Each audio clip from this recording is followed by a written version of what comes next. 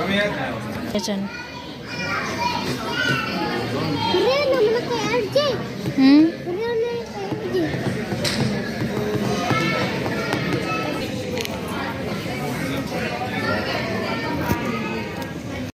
Good morning.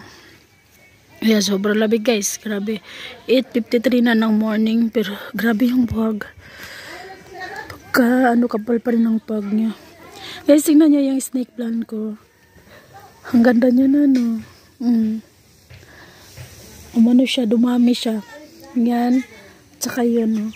Yung ganito ko rin, natuwa ako pagkakita ko kasi hanggang ngayon hindi pa siya namatay ba. Pero yung mga nakapitay dito dati is may iba na na siya, nalanta. Ayan, no? Akala ko tinanggal na nila to, hindi pala.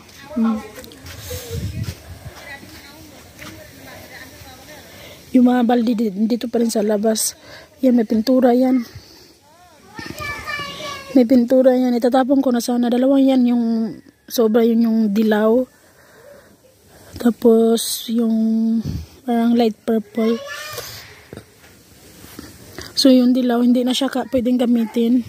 Yung ito, yung sa taas niya is black na siya.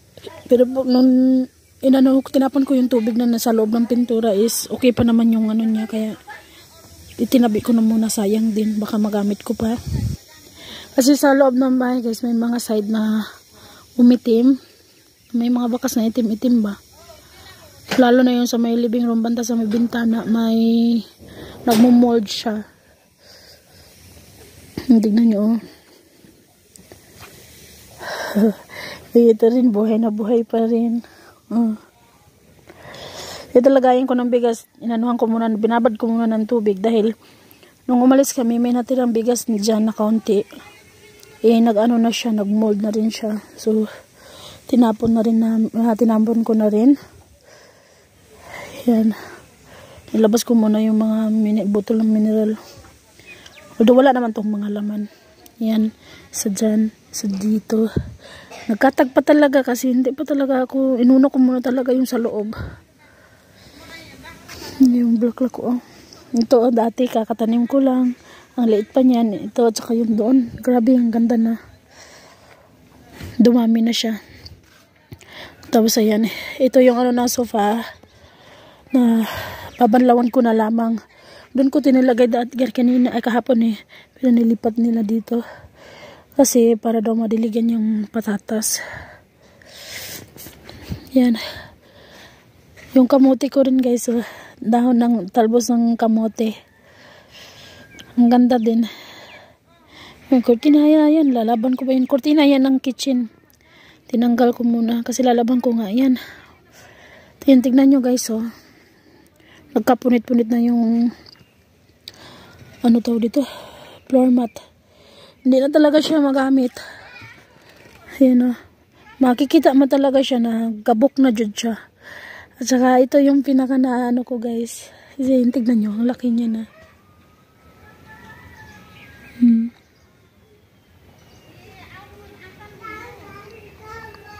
At saka may mga bulaklak na rin.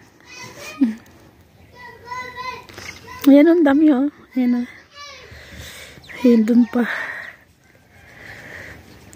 Tapos yung tanglad ko naman, ayan. Okay pa rin naman siya.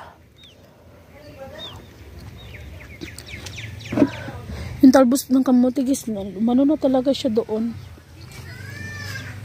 Gumapang na siya doon ba. Yan may laman kaya to? Baka may laman to ba? Gumapang na siya dito. Ang ganda sobrang ganda ng talbos niya Kahit yung iba is may na ng uod. Sobrang ganda niya pa din Walang halong filter yan guys Ayan.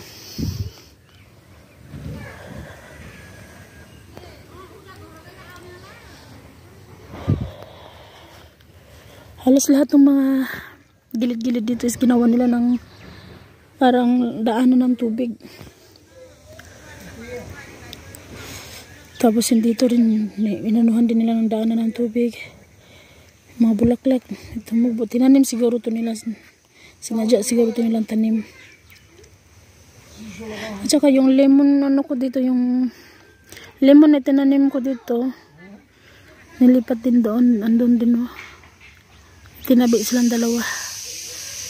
Grabe yung kung sa personal nakikita nyo ganyan, hindi siya masyadong makapal. Ay, kung sa video nakikita nyo hindi siya masyadong makapal, sa personal guys, grabe, sobrang kapal ng pag niya. Doon yung mga bata sa loob maglalaro sila habang nanonood ng TV. Alhamdulillah, okay pa naman yung TV. Pagkapasok ko talaga, actually hindi siya nabuksan yung bahay guys, no? Kasi nung pagkarating talaga namin dito, dumiretso ako dito sa bahay namin. Tapos ako yung mismo yung nagbukas ng mga lock. Kasi nasa akin yung susi, dinala ko yun nung pag-uwi namin ng Pilipinas. Hindi siya na-open. Kaya nung pagbalik ko, inopen ko siya, na-open naman. Nagtaya na yung lock niya, buti na-open pa. Hindi siya nag-ungot ba. Okay, inopen ko siya, na-open naman siya lahat. Tapos pagkapasok ko is, binuksan ko talaga yung TV. So, natuwa ako kasi gumana pa siya. So, sa next guys, update ko kayo kung ano yung mga gamit na nasira. So, mamaya rin papakita ko sa inyo yung kwarto. Maglilinis ako doon sa kabilang kwarto mamaya. Pagkatapos kong maglaba. Tanim nila patatas.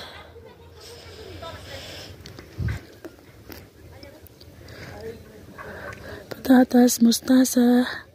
Namiss kong mustasa. Pang 4 days na namin dito sa Nepal.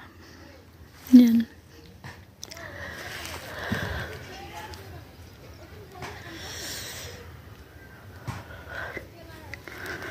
Naglalaba ako. Tapos, gagawa pa ako ng sampayan. Kasi yung lubid na ginawa kong sampayan dati is na siya. Gabok. Kaya tinanggal ko. Tsaka papalitan natin. Sobrang labig ko eh.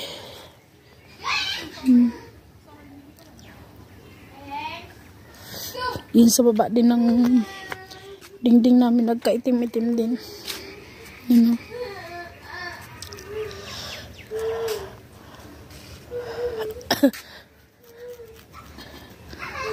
So ayan guys, yung update ko lang kayo na sina auntie nagpagawa rin pala sila ng bahay nila dyan guys. Oh. Yun o. Dati yan lang yung bahay, no? Yan si auntie o. Ayun, dyan, ginawa na nila. Nag-ano sila ng isang bahay.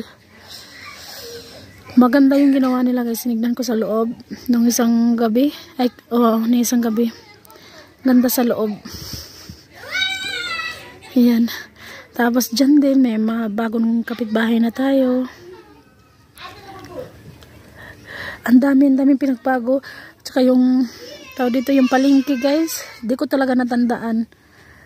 Nung pagkarating namin dito, muntikan na kami lumagpas sa lugar talaga namin kasi hindi ko natandaan eh. Narinig ko lang sina Ayman at si Ari na nag-uusap about sa part na ginalaan nila dati kasama yung papa nila. Narinig ko lang na tinanong ni Ayman si Ari na, ikaw nakapunta ka na dyan o hindi? Nagbisaya sila guys ha. Nakapunta ka na ba dyan? O wala. Sabi niya ganun. Sabi naman ni Ari, nakapunta na ako dyan. Kasama ni Papa. Sabi niya ganun.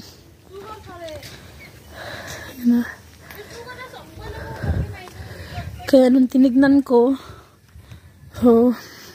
yun totoo nga. Malapit na nga kami. Tapos naguluhan pa ako doon sa highway ba. Kasi may mga nagbago. May mga bagong mga pinapatayo. Ganun ba? Kaya hindi ko talaga masyadong natandaan. Basta sinabi ko lang, dyan lang kami bababa. Sinabi ko lang sa driver ng bus na dyan lang kami bababa sa Kaira. Kasi yung palengke namin dito, ang tawag is Kaira.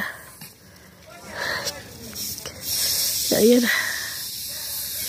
Sobrang lamig, grabe. Hanggang dito na lang muna guys. Mamaya po ulit. Bye bye po everyone. God bless us all. Thank you so much. Bye bye.